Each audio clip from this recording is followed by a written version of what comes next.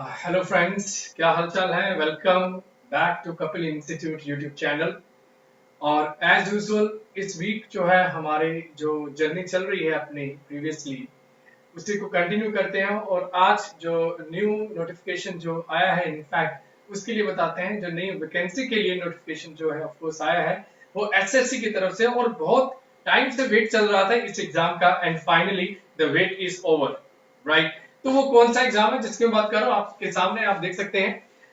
SSC MTS 2022 SSC staff selection commission का जो multitasking services का जो एग्जाम है उसकी नोटिफिकेशन, उसके लिए नोटिफिकेशन आ गया है। तो जनाब देखते हैं कौन कौन स्टूडेंट्स एलिजिबल है, क्या इसका क्राइटेरिया है, क्या इसकी फीस है, पेपर में क्या क्या आएगा, कितने तरह के पेपर है, कितनी नेगेटिव मार्किंग है, सब कुछ हम देखेंगे और बहुत ही कम टाइम में। तो देखते हैं आज की वीडियो, बहुत इंपॉर्टेंट वीडियो है।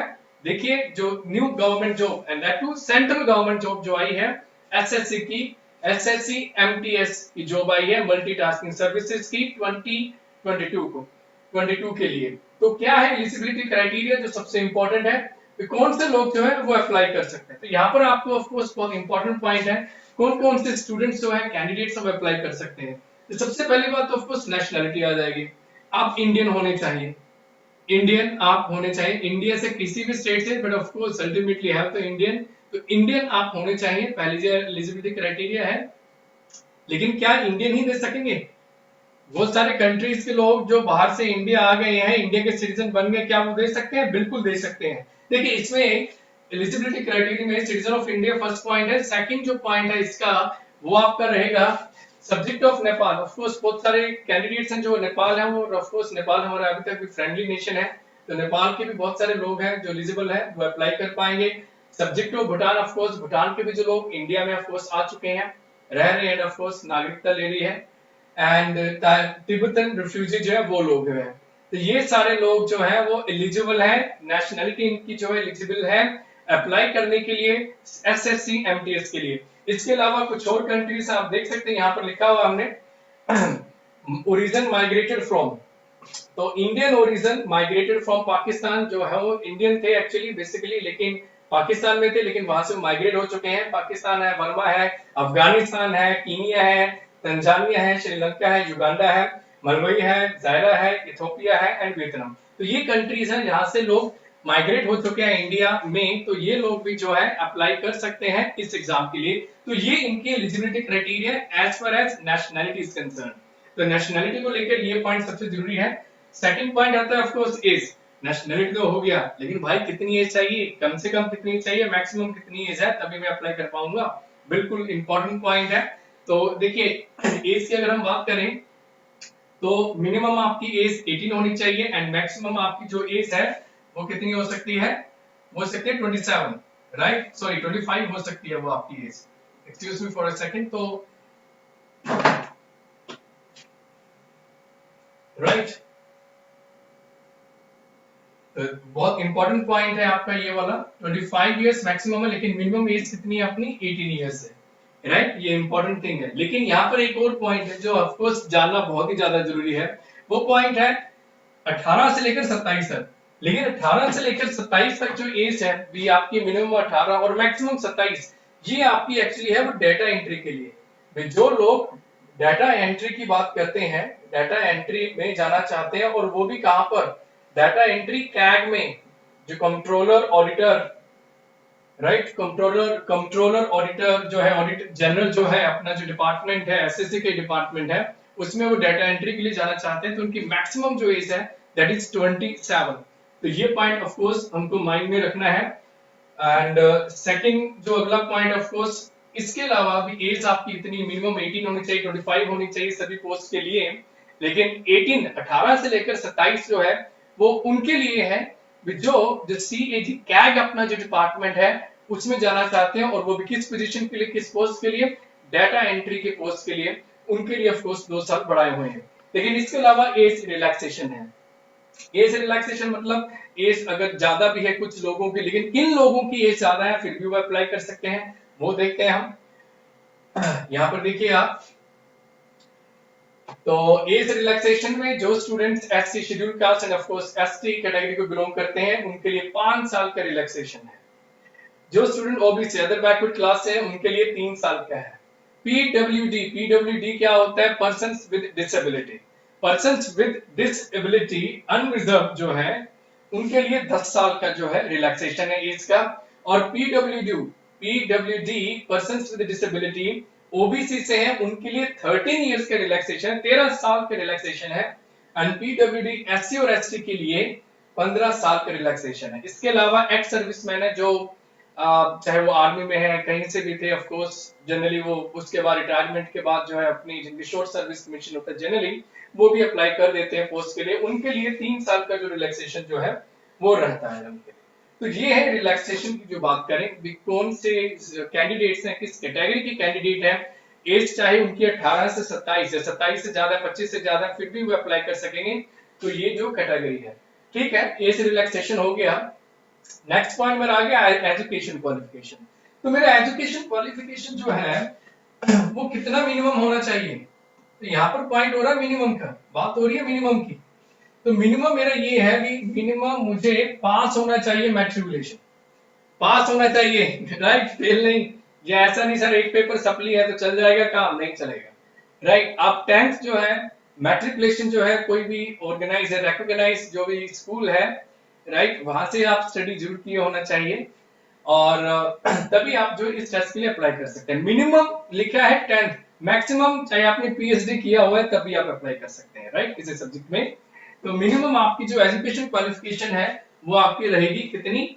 मैट्रिकुलेशन आप जो है वो पास आपको करनी होगी। तो ये तो आपकी एजुकेशन क्वालिफिकेशन है।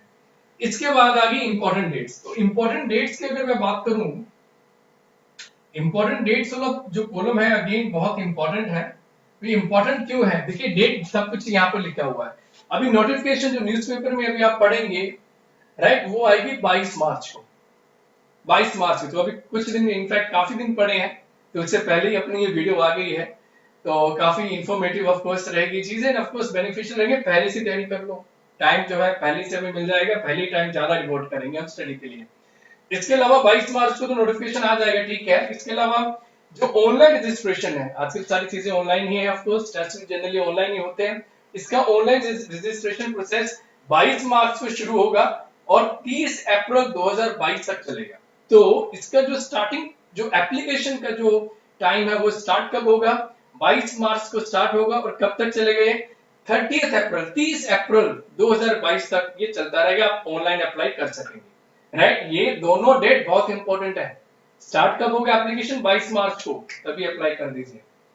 लास्ट डेट क्या है ऑफलाइन चलान के लिए? अगर आपने ऑफलाइन अगर आप पेमेंट कर रहे हैं, लेकिन मैं उससे पहले ऑनलाइन की बात कर रहे हैं।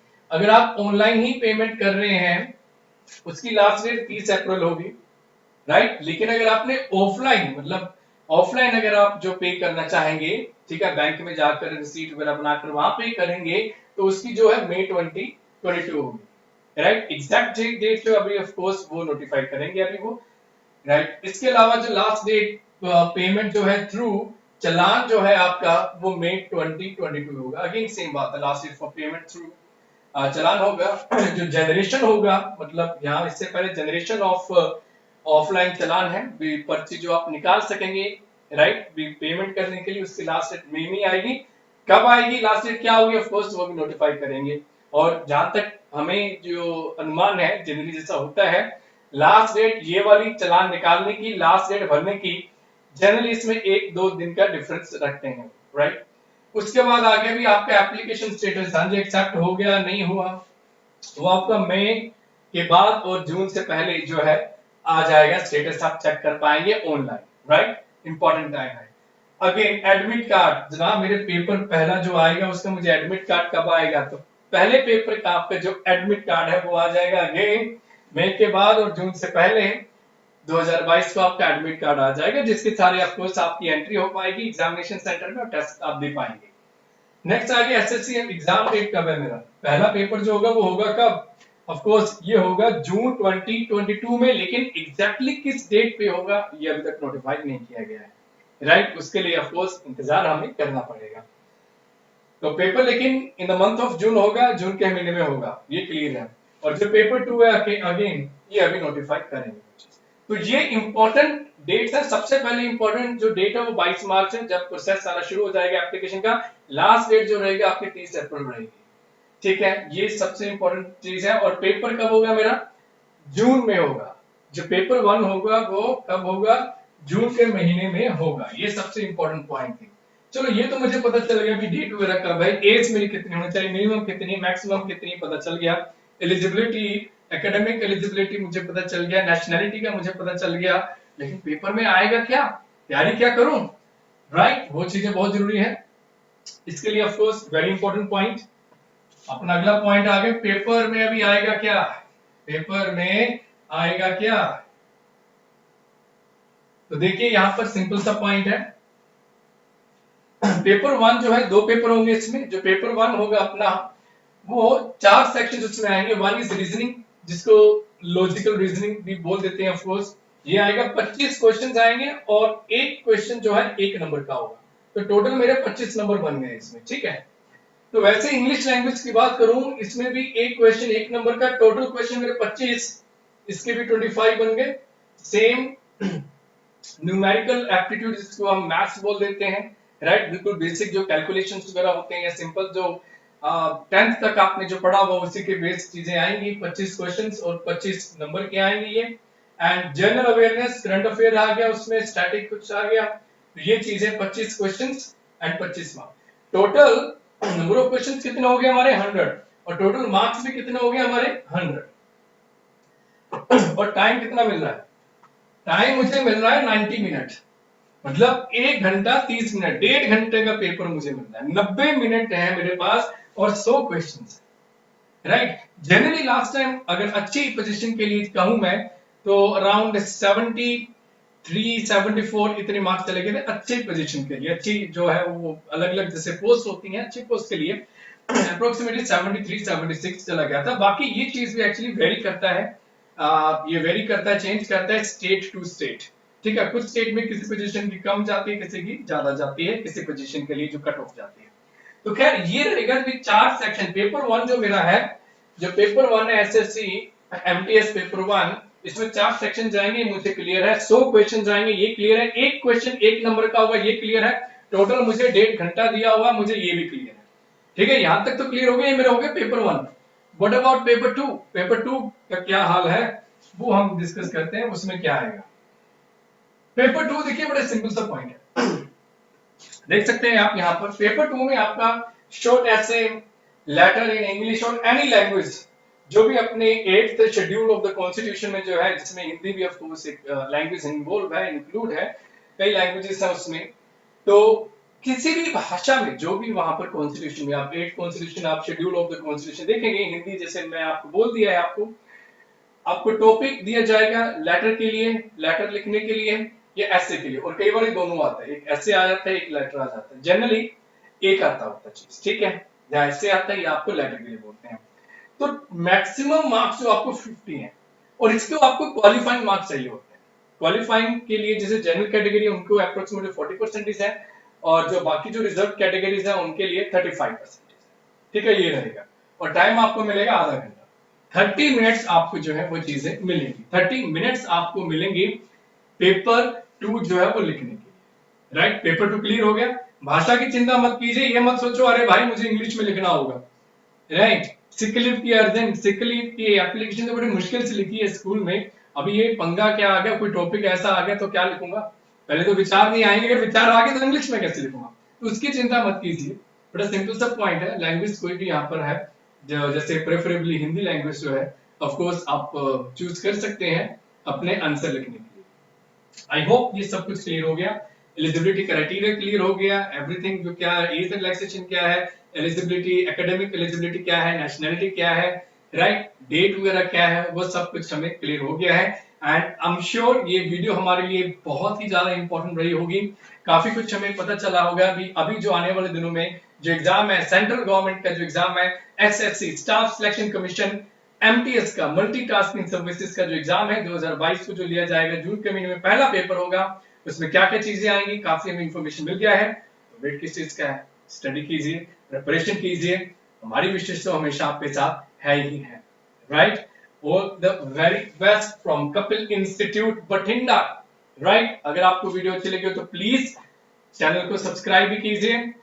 एप्लीकेशन का लिंक ऑफ कोर्स आपको नीचे मिल गया होगा, उसको सब्सक्राइब कीजिए, एप्लीकेशन भी डाउनलोड कीजिए। मोर ओवर फिर भी कोई क्वेश्चन आता है तो ऑफ कोर्स एप्लीकेशन भी ऑफ कोर्स हमसे आप पूछ सकते हैं। इसी बात के साथ मैं I take leave of you and all the very best one more time. Always keep moving forward. Thank you very much, and all the very best.